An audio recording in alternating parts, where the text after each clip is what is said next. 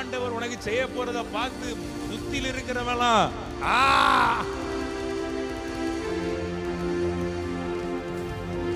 ஆமென் ஆமென். உன லைக் ஆகாது, தேராது அப்படிலாம் நினைப்பாங்க பாரு. உனக்கு ஒரு சர்ப்ரைஸ் கிஃப்ட் கொடுப்பாரு பார். வேற மாதிரி இருக்கு பார். நல்ல கைத்தடி வாங்கிக்கங்கயா, வாங்கிக்கங்கயா. சகையை நினைச்சானா இந்த சர்ப்ரைஸ் எனக்கு கிடைக்கும். பக்கத்துல கை பிடிச்சுங்க, உனக்கு சர்ப்ரைஸ் காத்து இருக்கிற.